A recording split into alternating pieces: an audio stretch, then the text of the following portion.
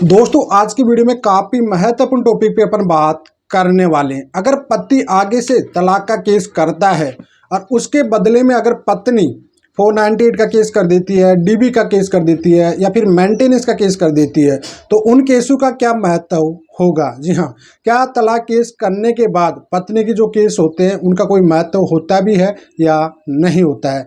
क्या पत्नी केस करने के बाद क्या पति का डाइवोर्स केस खारिज हो जाता है या नहीं होता है। पूरी डिटेल में इस वीडियो पे बात करने वाले दोस्तों, और काफ़ी महत्वपूर्ण वीडियो होने वाला दोस्तों। यहाँ पे लेटेस्टिंग एक कर्नाटका हाई कोर्ट का जजमेंट के बारे में बात करेंगे, पूरा डिस्कशन करेंगे। इस वजह से काफ़ी महत्वपूर्ण तो ये जजमेंट होने वाला है और काफ़ी अच्छी गाइड भी इसमें मैं करने वाला हूँ। इस वजह से इस वीडियो के अंदर जरूर देख लेना।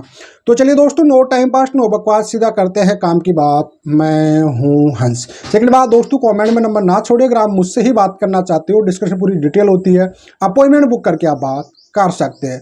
थर्ड बात दोस्तों, अभी तक आपने इंस्टाग्राम को फॉलो नहीं किया, क्योंकि इंस्टाग्राम पे मैं लाइव आता रहता हूं, आपके कमेंटों में मैं जवाब नहीं दे पाता हूं। तो इंस्टाग्राम की आईडी आपको दिखती रहती है, हंस चांदा 93, और साथ में इसका लिंक डिस्क्रिप्शन में मिल जाएगा। वहां पे मैं नाइट में 9 बजे लाइव आता रहता हूं, तो आप इसे फॉलो जरूर कर लेना। देखिए दोस्तों, आज की वीडियो में काफी महत्वपूर्ण डिटेल पर अपन बात करेंगे कि साहब पति और पत्नी बाय चांस दोनों काफी समय से अलग रह रहे हैं, 1 साल 6 महीने 12 महीने 2 साल से। फॉर एग्जांपल पे मैं आपको पूरी डिटेल में समझा रहा हूँ, जिनके ये जजमेंट काम भी आ सकता है उनके लिए मैं पूरी डिटेल में इसको आपको एक्सप्लेन कर रहा हूँ। तो बाय चांस मान लीजिए पति लोग मैक्सिमम इस चीज़ की वजह से केस भी नहीं कर पाते कि साहब आगे से हम कोई तलाक का केस करेंगे। और जिन लोगों के लिए काफ़ी महत्वपूर्ण, जिन लोगों के माइंड में एक सवाल आता है कि अगर हम आगे से केस करते हैं तो पत्नी बदले में कोई ना कोई बैकफायर जरूर करेगी, उससे लोग डर भी जाते हैं। लेकिन ऐसा नहीं है दोस्तों, अगर वाकई आपके पास ग्राउंड है, अच्छे एविडेंस है, तो ऐसी कंडीशन में आप डाइवोर्स का केस कर सकते हो। जजमेंट यही कहता है। अब देखिए यहाँ पे क्या होता है, 2013 में हस्बैंड वाइफ की शादी होती है, उसके बाद दोनों के बीच में मतभेद चलते रहते हैं।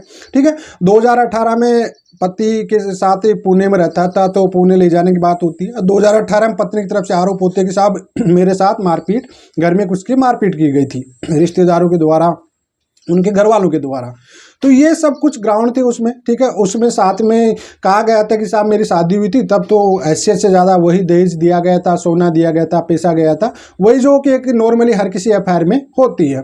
तो ये सब कुछ इसमें एलिगेशन लगाए गए थे। अब ये मामला क्या होता है कि पति तलाक का केस कर दिया, पत्नी के पास नोटिस पहुंचा डाइवोर्स केस का। तो डाइवोर्स केस को देखते ही पत्नी तो अपने वकील साहब के पास पहुंची, और वकील साहब की तरफ से जाते बैकफायर में 498 केस कर दिया, जिसमें 498 है, 323, 504, 503, डीवी एक्ट, प्रोविजनल एक्ट 3/4 सब कुछ इंक्लूड कर दिया। साथ में फैमिली के नामों को भी इंक्लूड और रिश्तेदारों के नाम को भी इंक्लूड कर दिया गया।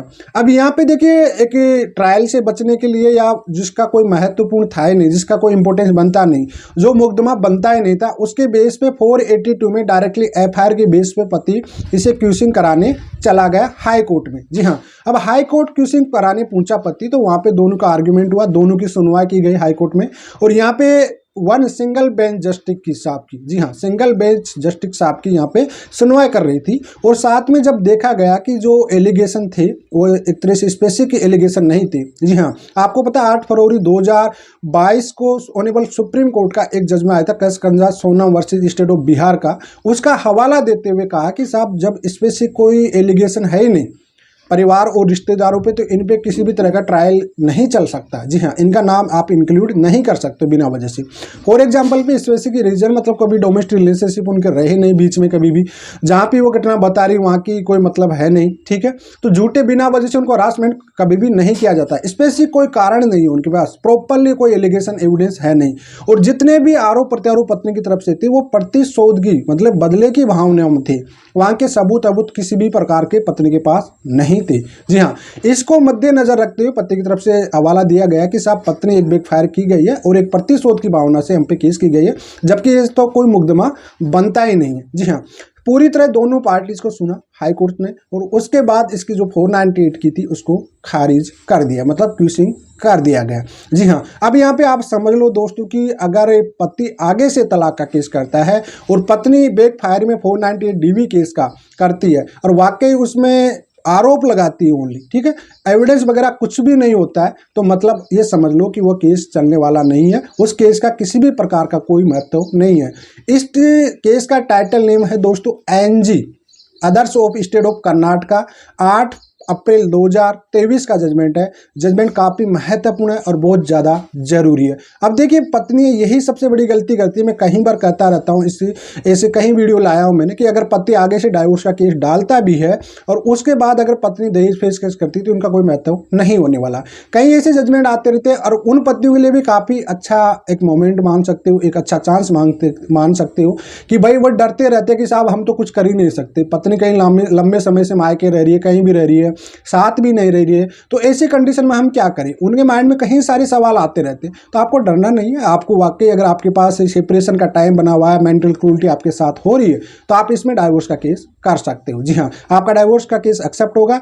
पत्नी की तरफ से बैकफायर में अगर कोई केस किए गए हैं तो पूरी तरह से खारिज हो जाएंगे। तो उम्मीद करता हूं दोस्तों आपको इस जजमेंट के बारे में पूरी डिटेल में बताया और साथ में एक्सप्लेन भी किया बड़ी सिंपल भाषा में मैंने। और कहीं ना कहीं आपके केस पर अगर ये सब मैच कर रहा है या इसी आपके साथ कंडीशन मैच हो रही है तो कहीं ना कहीं आप इस केस के बारे में या इस जजमेंट को यूज करते हुए अपने केस में यूज कर सकते हो। फिलहाल आज के लिए इतना ही। जय हिंद, वंदे मातरम।